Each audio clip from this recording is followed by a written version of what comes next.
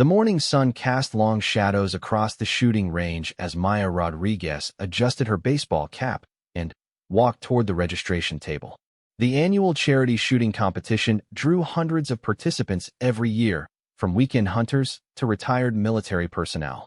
Maya had been looking forward to this day for weeks, not for the competition itself, but for the chance to support the local veterans organization that meant so much to her community. At 28 years old, Maya appeared unremarkable among the crowd of mostly male competitors. She wore simple jeans, a plain black t-shirt, and worn sneakers that had seen better days. Her long dark hair was pulled back in a practical ponytail, and she carried a modest rifle case that looked like it had been purchased at any sporting goods store. Nothing about her appearance suggested the extraordinary background she carried. "First time here, sweetheart?" asked Chuck Morrison, a burly man in his 50s who had won the competition 3 years running. He stood behind her in line, his expensive custom rifle gleaming in a high-end case that probably cost more than Maya's monthly rent. "This isn't exactly a beginner's event. The targets start at 300 yards and go out to 1,000. Most ladies find it pretty challenging." Maya turned around with a polite smile. "I've done some shooting before. Thought I'd give it a try." Chuck chuckled, and several men nearby joined in. "Some shooting," she says. "Honey, this isn't plinking cans in the backyard. These are precision shots that require years of training. The wind conditions alone will throw off anyone who doesn't understand ballistics." "Maybe you should start with the pistol competition," suggested another competitor, a thin man named Derek who owned a local gun shop. "That's more suitable for beginners. Less technical, you know." Maya nodded graciously. "I appreciate the advice. I'll see how it goes." As she completed her registration, she could hear the men behind her making jokes about participation trophies and wondering why the organizers didn't have separate categories for women. The comments weren't particularly mean-spirited, but they carried the casual dismissiveness of people who had never seen a woman perform at their level. The competition format was straightforward. Each participant would take 5 shots at targets placed at 300, 500, 750, and 1,000 yards. The scoring was based on precision, with points awarded for distance from the center of each target. Weather conditions were challenging, with a crosswind of about 15 miles per hour and occasional gusts that could push a bullet several inches off target at the longer ranges. Maya was assigned to Squad C, shooting in the 3rd rotation. This gave her time to observe the other competitors and assess the wind patterns. She watched from the sidelines as the first 2 squads took their turns, noting how the more experienced shooters adjusted their positions and timing to account for the gusting wind. "Studying the competition?" asked a voice beside her. Maya turned to see an elderly man with kind eyes and a military bearing. He wore a faded Marine Corps hat and walked with a slight limp. "Just trying to understand the wind patterns," Maya replied honestly. The old Marine smiled. "Smart thinking. Most people just line up and start shooting without any preparation. I'm Frank, by the way. Frank Stevens. Maya Rodriguez. Pleasure to meet you, sir." "You military?" Frank asked, something in Maya's posture and the way she observed the range catching his attention. "I was," Maya said simply, not elaborating. Frank nodded, understanding that some veterans preferred not to discuss their service. "Well, good luck out there. These boys can shoot, but they sometimes forget that shooting isn't just about expensive equipment." When Squad C was called to the line, Maya took her position at Station 12. The competitor to her left was Chuck Morrison, who had been holding court all morning about his military contract rifle and custom ammunition. To her right was a younger man who kept checking and rechecking his scope adjustments. "Shooters, prepare for the 300-yard stage," announced the range officer. "You have 5 minutes to take your 5 shots. Wind is currently 12 to 15 miles per hour from the west, with gusts to 18. Maya opened her rifle case and assembled her weapon with practiced efficiency. The rifle was a standard Remington 700, well-maintained, but clearly not custom-built. Her scope was quality, but not top of the line. As she loaded her ammunition, Chuck glanced over and shook his head slightly. "That's a nice hunting rifle," he said condescendingly. "But you're going to struggle at the longer ranges with that setup." Maya simply nodded and focused on her preparation. She had learned long ago that actions spoke louder than words, especially in environments where people made assumptions about her capabilities. The first stage began, and the range filled with the sharp cracks of rifle fire. Maya took her time, controlling her breathing and timing her shots between the strongest wind gusts. Her first shot hit just outside the center ring. The second was closer. By her third shot, she had adjusted perfectly for the conditions, and the bullet struck dead center. Chuck, meanwhile, was struggling with the wind. His expensive rifle was certainly capable of precision, but his shooting technique showed signs of overconfidence. He was rushing his shots and fighting the rifle instead of working with it. "Good shooting," the young man to Maya's right whispered after she fired her fifth shot. "Your group is tighter than most of the guys who've been doing this for years." Maya smiled and began preparing for the 500-yard stage. This was where the competition typically separated the experienced shooters from the hopefuls. The wind became more significant at longer ranges, and small errors in technique or judgment became magnified. As the squads rotated through the different distances, word began to spread about the quiet woman in Squad C who was shooting remarkably well with basic equipment. By the time they reached the 750-yard line, a small crowd had gathered to watch. "She's got to be getting lucky," Derek muttered to Chuck as they observed Maya's consistent performance. "Nobody shoots that well their first time here." "Equipment doesn't lie," Chuck replied, though his confidence was beginning to waver. His own shooting had been erratic all morning, while Maya's groups remained consistently tight. "She's probably got some kind of advantage we don't know about." The 750-yard stage proved challenging for many competitors. The distance amplified every small mistake, and the swirling winds required constant adjustment. Several experienced shooters found their groups opening up significantly, while others struggled to hit the target at all. Maya approached the line with the same calm demeanor she had maintained all morning. She spent nearly 2 minutes observing the wind flags and grass movement before loading her first round. Her breathing was controlled, her position stable, and her movements deliberate. Her first shot at 750 yards struck the target just 1 inch from center. The crowd murmured appreciatively. Her second shot was even closer. By her fourth shot, the murmurs had turned to impressed silence. When her fifth shot impacted within a half-inch of her fourth, the gathered spectators began to realize they were witnessing something special. "Jesus," whispered one of the range officers. "Look at that group. That's military precision shooting." Chuck was no longer making jokes. His own performance had deteriorated as he became increasingly frustrated with the conditions and distracted by Maya's success. What had started as casual dismissiveness was evolving into genuine bewilderment. "There's no way," he said to Derek during the break before the 1,000-yard stage. "Nobody shoots like that without serious training." "Military training." Derek nodded, but his expression was troubled. "If she's military trained, why didn't she say anything? Why let us go on about how she couldn't handle the competition?" The question hung in the air as they prepared for the final and most challenging stage of the competition. At 1,000 yards, every factor became critical. The slightest error in wind reading, the smallest flinch, or the tiniest imperfection in ammunition could result in a complete miss. Maya took her position for the final time, aware that dozens of people were now watching her every move. The pressure was different from what she was accustomed to, but pressure nonetheless.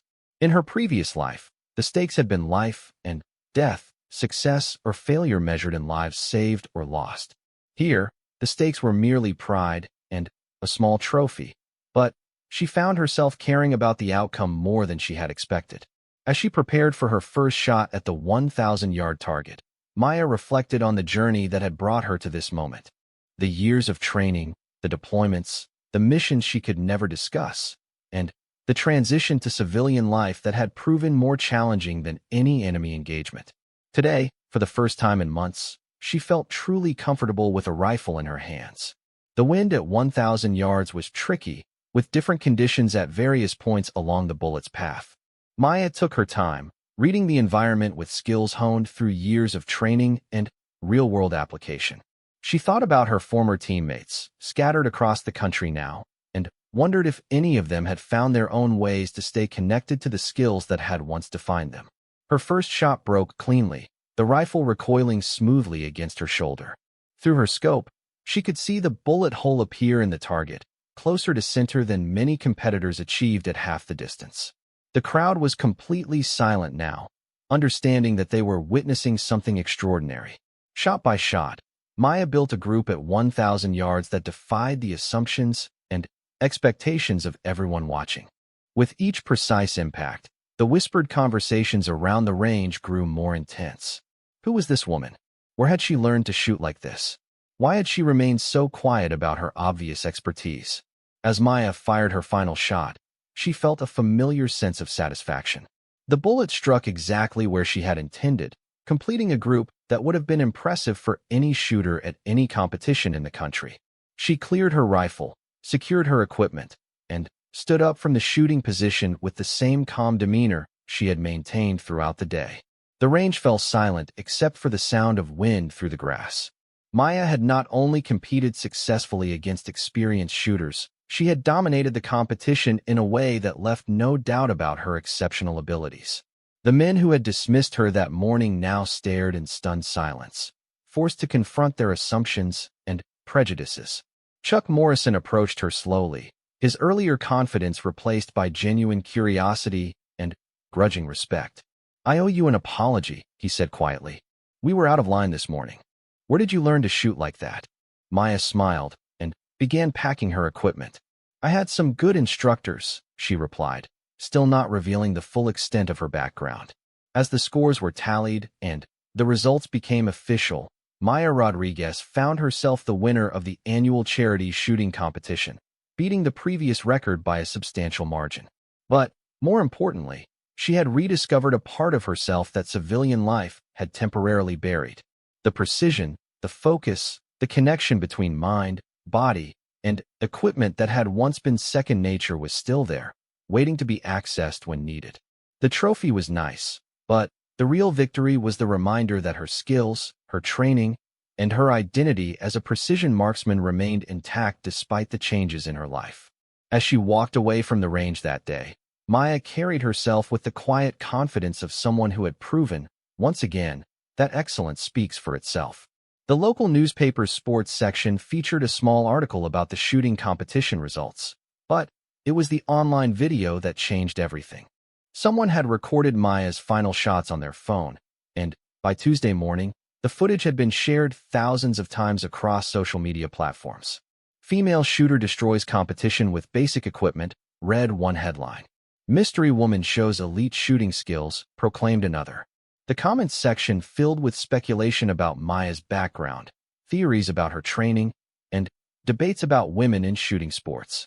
Maya discovered her newfound internet fame when her phone began buzzing with notifications during her lunch break at the veterinary clinic where she worked as a technician. The quiet life she had built for herself after leaving the Navy was suddenly under scrutiny from strangers across the country. "You didn't tell me you were some kind of shooting superstar," said Jessica, her co-worker, and one of the few people who knew about Maya's military service. "Dr. Martinez wants to know if you'll represent the clinic in the next charity event."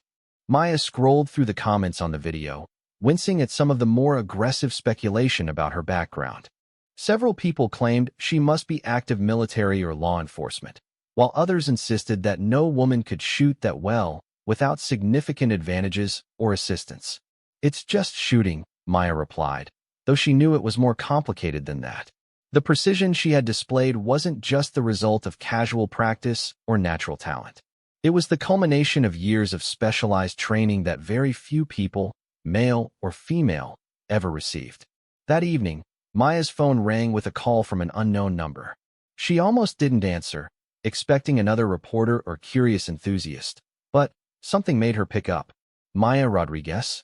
The voice was professional, authoritative. "Speaking. This is Colonel James Harrison, U.S. Army Special Operations Command.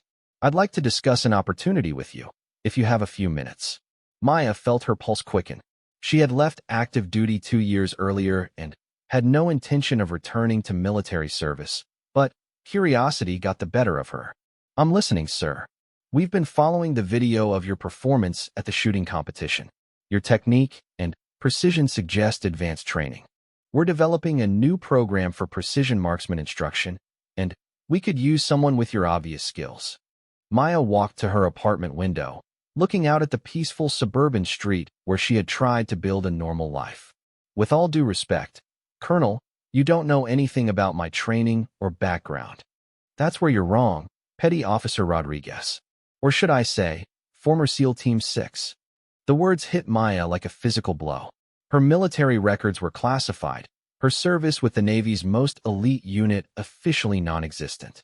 The fact that this Army colonel knew her background meant that someone very high up the chain of command was involved. "How do you know that?" Maya asked quietly. "Let's just say that certain people have been keeping track of where our most valuable assets end up after they transition to civilian life. Your performance at that shooting competition wasn't just impressive, it was a demonstration of capabilities that very few people possess." Maya closed her eyes, remembering the years of training, the missions in hostile territories, the weight of responsibility that came with being one of the few women ever to serve as a SEAL sniper. She had fought hard to earn her place in that elite community, and harder still to prove herself worthy of the most dangerous assignments. "I'm not interested in returning to active duty," Maya said firmly. "This wouldn't be active duty. This would be a civilian contractor position, developing training programs for the next generation of precision marksmen. You'd be based stateside, working with our best instructors to improve techniques and protocols." The offer was tempting in ways Maya hadn't expected. Since leaving the Navy, she had struggled to find purpose in civilian life. The veterinary work was rewarding, but it didn't challenge her in the way she had grown accustomed to during her military career. "I need time to think about it," Maya said. "Of course, take all the time you need. But, Maya, before you dismiss this entirely, consider that your skills could save lives. The techniques you've mastered, the knowledge you've gained, it shouldn't be wasted on charity competitions." After hanging up, Maya sat in her apartment, staring at the trophy from the shooting competition. Such a simple piece of metal and plastic, but it had somehow reopened doors she thought she had closed forever. The next morning brought another unexpected visitor. Maya was preparing for work when her doorbell rang, revealing a woman in her 50s wearing business attire and carrying a leather briefcase. "Ms. Rodriguez? I'm Sarah Chun from the Department of Veterans Affairs. I wonder if I could have a few minutes of your time." Maya invited her in, curious about this second official contact in less than 24 hours. "I'll be direct," Sarah began, settling into Maya's small living room. "We're aware of your military service and your recent public demonstration of your skills. We have a proposal that might interest you." "Let me guess, another job offer?" Sarah smiled. "Not exactly. We're developing a program for female veterans who have been struggling with the transition to civilian life. Many of our most skilled service members, particularly women who served in combat roles, find it difficult to translate their military experience into civilian success." Maya poured 2 cups of coffee, considering the irony that her moment of simple enjoyment at a charity event had suddenly thrust her back into the world of military and government attention. "What kind of program?" "Mentorship, skills training, and advocacy. We need women like you, who have achieved the highest levels of military excellence, to help guide others who are struggling to find their place in civilian society." The proposal was different from the Army colonel's offer, but equally challenging in its own way.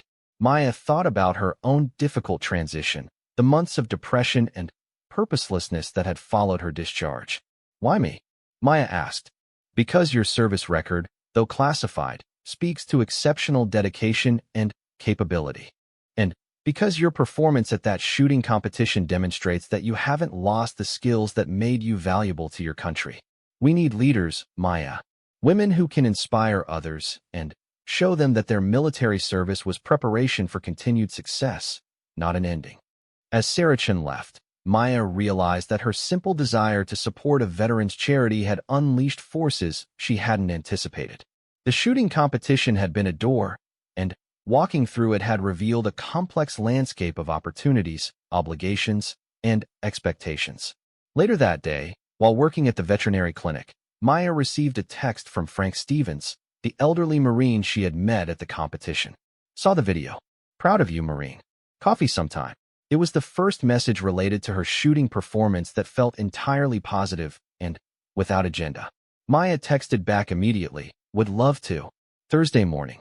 That evening, Maya drove to the shooting range where the competition had taken place. The facility was nearly empty, just a few recreational shooters enjoying the mild weather. She had brought her rifle, thinking that some practice time might help her process the day's developments. As she set up at the 300-yard line, Maya reflected on the strange turns her life had taken. 2 years earlier, she had been operating in some of the world's most dangerous environments, using her skills to protect fellow service members and complete missions that remained classified. Now she was a veterinary technician who had accidentally become a minor internet celebrity. The first shot felt good, clean, and precise. The second was even better. As she fired shot after shot, Maya realized that her exceptional performance at the competition hadn't been a fluke or a moment of luck. The skills were still there, honed by years of training and refined through real-world application. Figured I'd find you here. Maya turned to see a tall man approaching from the parking area. He was about her age, with the bearing of someone accustomed to command and the easy confidence of a professional soldier. "Do I know you?"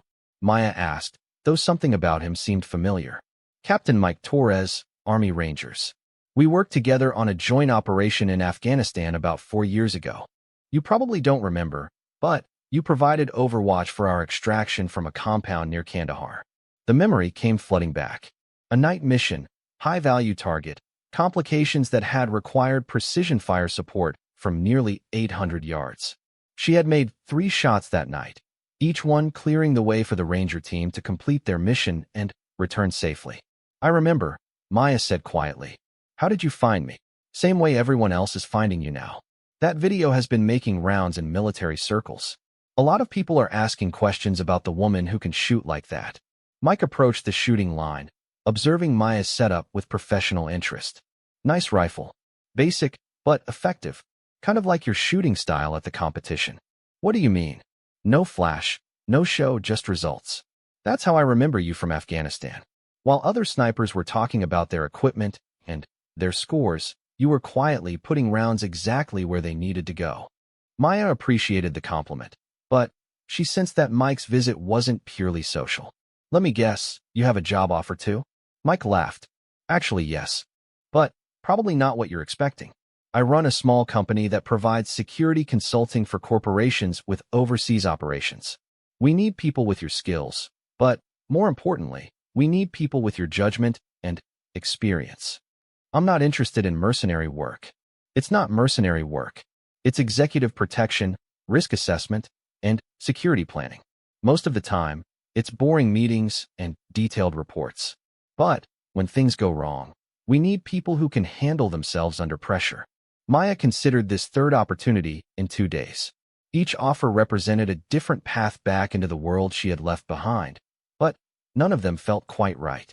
"Why is everyone suddenly so interested in what I do?" Maya asked. Mike's expression became more serious. "Because skills like yours are rare, and the world is becoming more dangerous.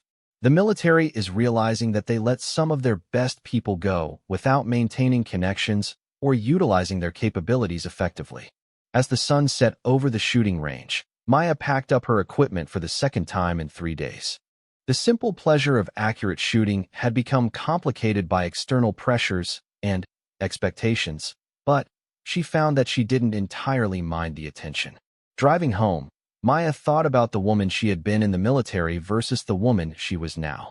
The transition to civilian life had required her to suppress many aspects of her identity, to downplay her capabilities and experience in order to fit into a world that didn't always understand or appreciate her background. The shooting competition had reminded her that those aspects of her identity were still there, still valuable, and still part of who she was. The question now was how to integrate them into a civilian life that felt authentic and purposeful. Her phone buzzed with another text message, this one from her former commanding officer. "Saw the video. Call me when you're ready to talk about what comes next." Maya smiled, realizing that her accidental moment of internet fame had opened conversations she had been avoiding for 2 years. Whatever came next, she was beginning to understand that her military service wasn't something to be left behind, but rather something to be transformed into new forms of service and leadership. 6 months after the shooting competition that changed everything, Maya Rodriguez stood before a classroom of 24 military instructors at the U.S. Army Marksmanship Unit. She had accepted a modified version of Colonel Harrison's offer, agreeing to develop new training protocols while maintaining her civilian status and continuing her work at the veterinary clinic part-time. The fundamental difference between good shooters and exceptional shooters, Maya explained to her audience of experienced marksmen, isn't equipment, physical strength, or even natural talent. It's the ability to maintain absolute focus under pressure while making real-time adjustments to constantly changing conditions. The instructors, all accomplished shooters themselves, listened with the attention typically reserved for someone whose credentials had been proven under fire.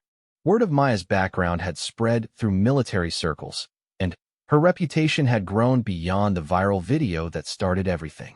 Petty Officer Rodriguez interrupted Master Sergeant Williams, a grizzled veteran with 30 years of military service. When you were operating in theater, how did you handle situations where the conditions were completely different from your training environment?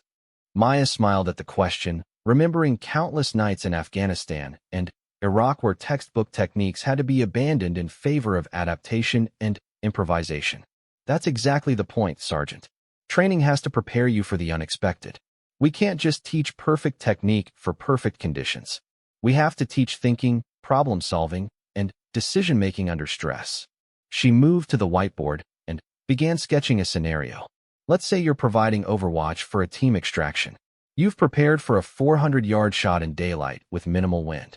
Instead, you find yourself taking a 650-yard shot in fading light with gusting crosswinds, and civilians moving through your field of fire.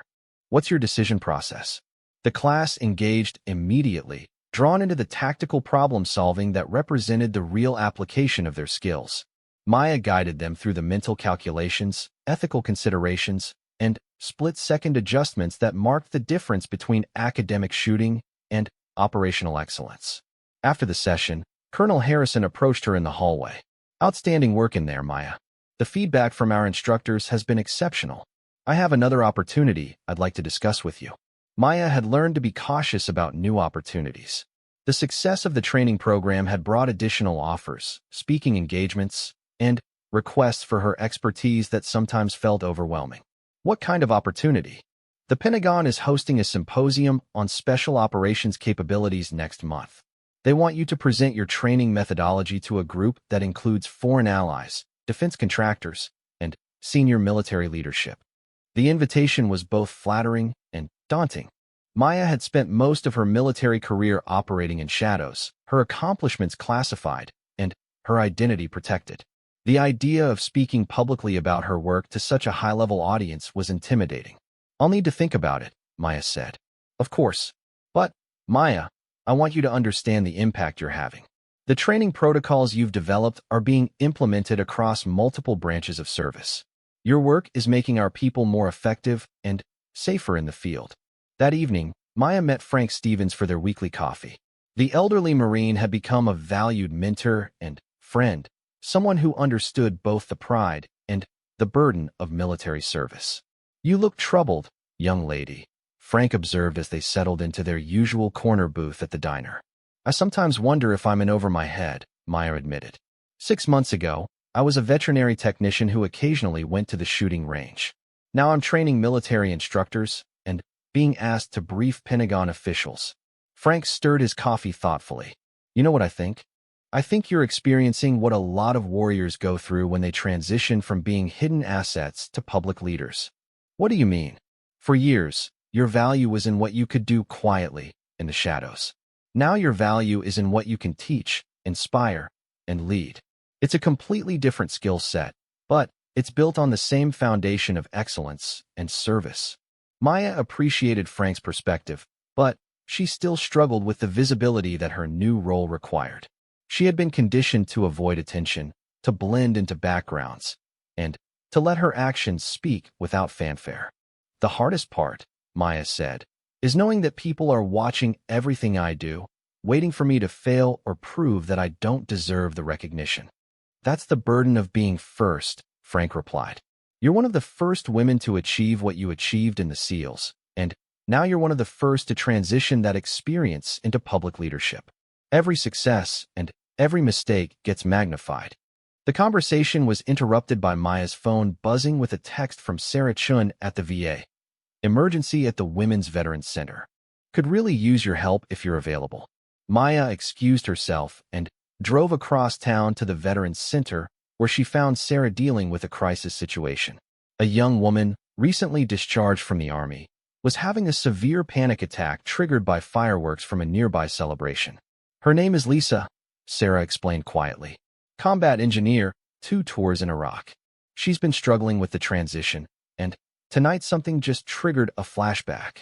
Maya approached the young veteran carefully, recognizing the signs of combat stress that she had seen in herself and countless others.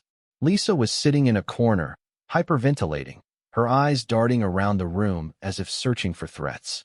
"Hey, Lisa," Maya said softly, sitting down nearby but not too close. "My name is Maya. I'm a veteran too. Can you hear my voice?" Lisa nodded slightly, still breathing rapidly, but beginning to focus on Maya's calm presence. "I want you to listen to my breathing," Maya continued, deliberately slowing her own breathing pattern. "In for 4 counts, hold for 4, out for 4. Can you try that with me?" Over the next 20 minutes, Maya guided Lisa through breathing exercises and grounding techniques, using skills she had learned during her own difficult period after discharge. Gradually, Lisa's panic subsided, and she was able to communicate about what had triggered the episode. "I thought I was past this," Lisa said, embarrassed by her reaction. "I've been out for 8 months. I should be better by now." "Recovery isn't linear," Maya replied, speaking from hard-won experience. "Some days are good, some days are bad, and some days are just different. The important thing is that you're here, you're getting help, and you're not going through it alone." As Sarah arranged for Lisa to speak with a counselor, she pulled Maya aside. "That was remarkable. You have a gift for connecting with people who are struggling." "I've been where she is," Maya said simply. "I know what it feels like to think you should be stronger than you are." Driving home that night, Maya reflected on the strange trajectory her life had taken since the shooting competition. She had been rediscovered as a marksman, recruited as an instructor, and was now being called upon as a leader and mentor in ways she had never anticipated.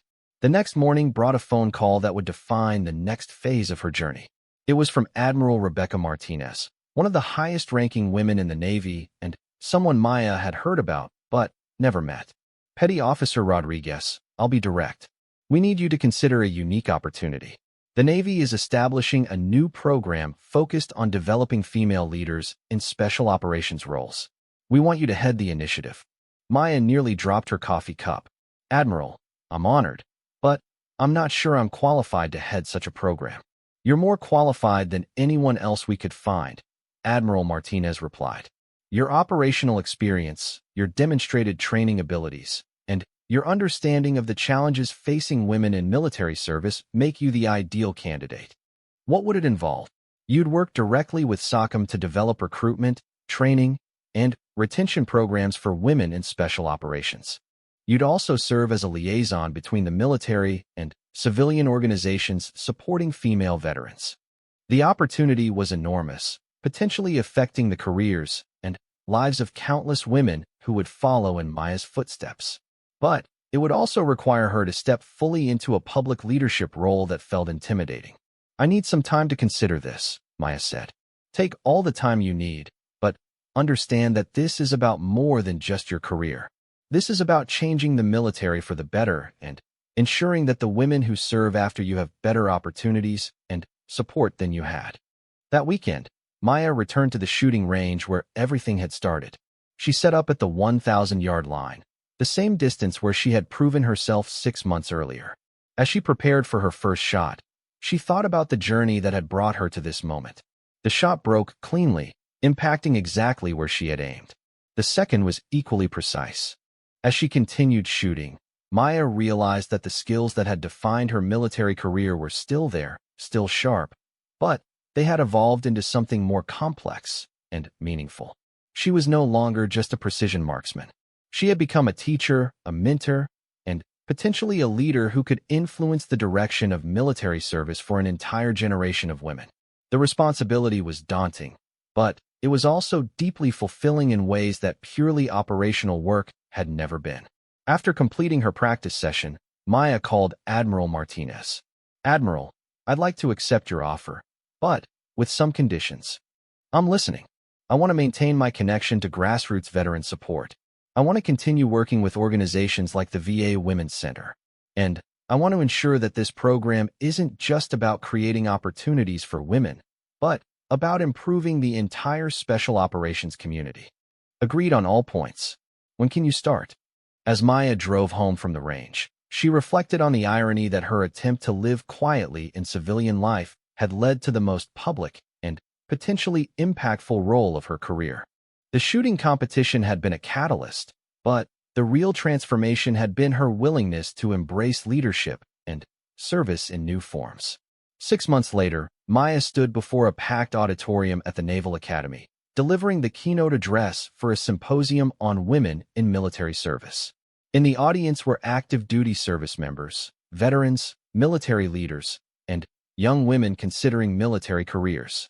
"Excellence has no gender," Maya began, looking out at the diverse crowd. "It has no minimum height requirement, no maximum weight standard, and no predetermined expectations. Excellence is defined by the willingness to serve something greater than yourself, to prepare rigorously for challenges that may never come, and to perform flawlessly when everything depends on your actions." She spoke about her own journey, from the young woman who had fought to earn her place in the SEALs to the veteran who had almost lost her way in civilian transition, to the leader she had become through circumstances she never could have predicted. "The woman who mocked me at that shooting competition wasn't trying to be cruel," Maya continued. "They were operating from their own experiences and assumptions, just as we all do. But what that day taught me was that we have a responsibility to expand people's assumptions, to demonstrate capabilities that others might not expect, and to create opportunities for those who will follow us." The speech concluded with a standing ovation, but, more importantly, it concluded with young women in the audience approaching Maya afterward to discuss their own military aspirations and challenges. In these conversations, Maya found the deepest satisfaction of her new role. As she prepared to leave the Naval Academy that evening, Maya received a text from Frank Stevens. "Watch the speech online. Proud of you, Marine.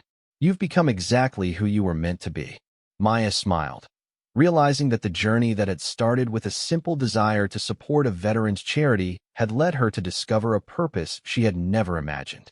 She was no longer just a veteran trying to find her place in civilian life.